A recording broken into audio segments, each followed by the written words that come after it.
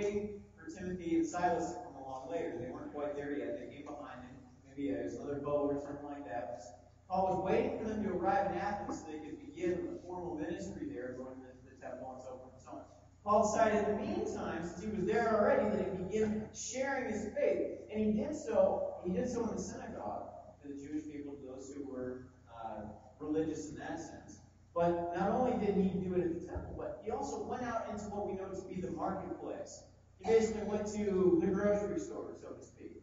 And he was sharing his faith one-to-one with people in the grocery store, and encountering all kinds of different people, people who weren't necessarily educated and have a lot of background in philosophy. But then he was also talking with those who were very well educated, who believed heavily in philosophy, had a lot of theories about what they believed to be true.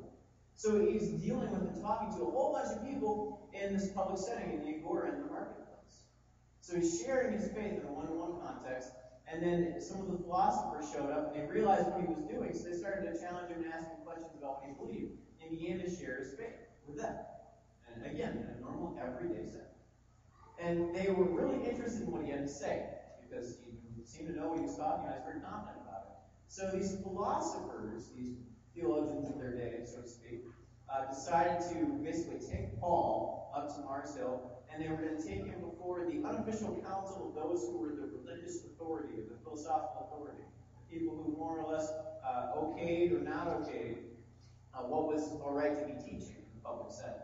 So like, okay, this guy sounds like he knows what he's talking about, but let's bring him before the other people, the philosophers, and see if what he says holds up, see what everybody else thinks about it.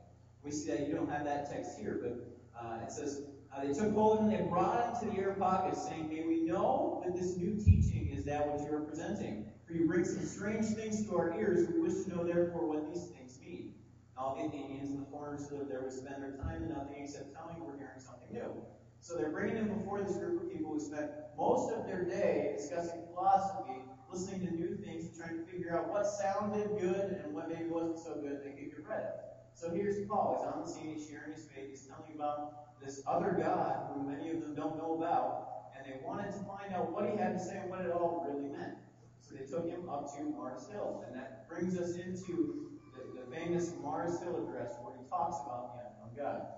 What we have here is this particular passage in Acts 17 is really Paul showing us how he evangelized and what he did. And it gives us some key insights and points for how we can then share our faith in the public setting as well, in the everyday context in which we find ourselves.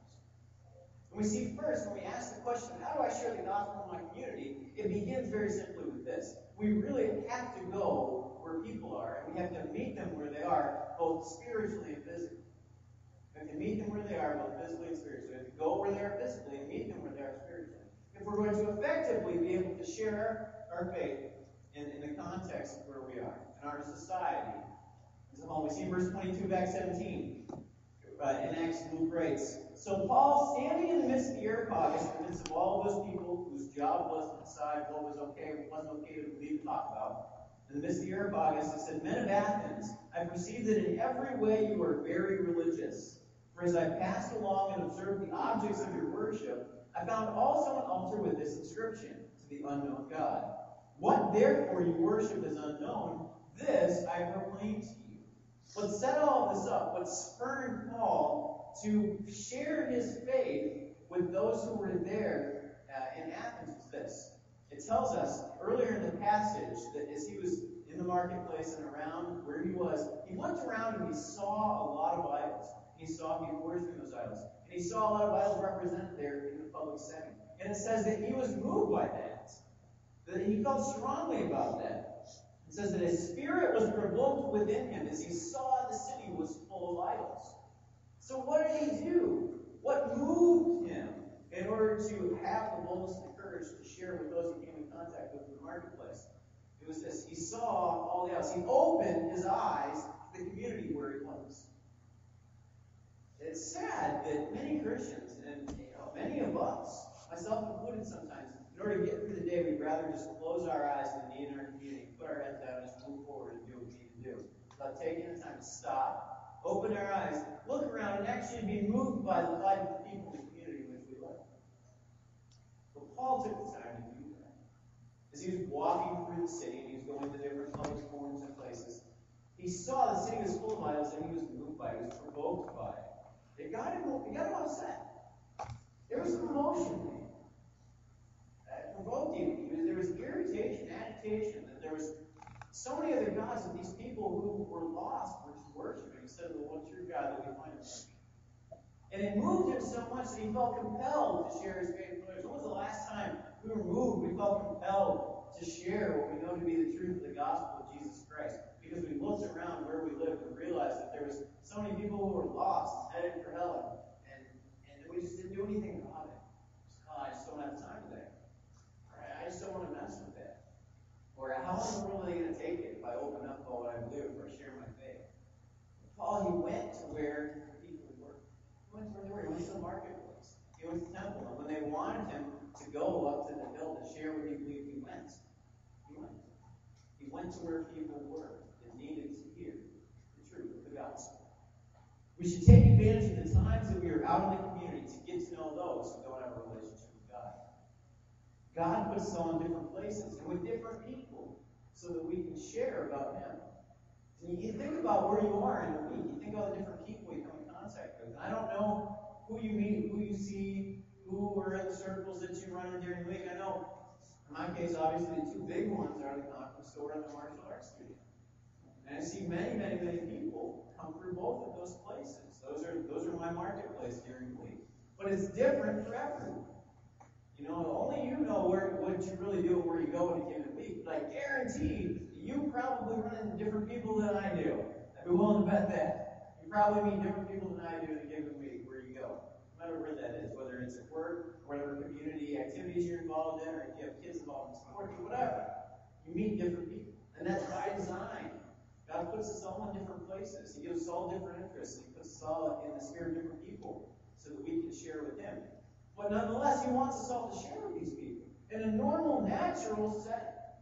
It's not just about us getting people to come to church or do things like that. It's really living life with people. Seeing where they are and seizing the opportunities that you have to just get involved in people's lives. Paul went to where people were. And he made the best of the opportunities that he had, whether it was the marketplace, the temple, on the hill. He went. But not only did he go where they were physically, he also met them where they were spiritually. What does he bring out in the text? We see that he actually addresses the fact that he recognizes that they're religious people. They have all these other gods that they worship. Now, it's a bit of a backhanded compliment when he says that he recognizes that they're religious people. Now, it's not that he's recognizing where they come from, but it's not that he's accepting that as that's okay. And that's the way it should be. There's a sense in which he acknowledges it, but he realizes that this whole thing needs to be addressed. This idea of worshiping all these different gods. We see that rather than just forcing his beliefs on people, though, he took the time to understand the culture and the people where he lived. He took the time to understand who these gods were, why they worshipped, and the fact that they did.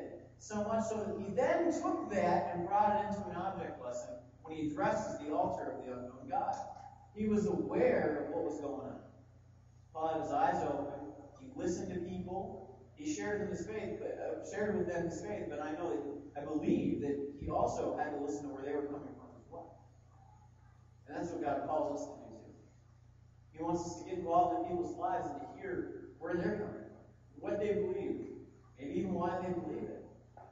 And he wants us to hear where they've come from so that we can then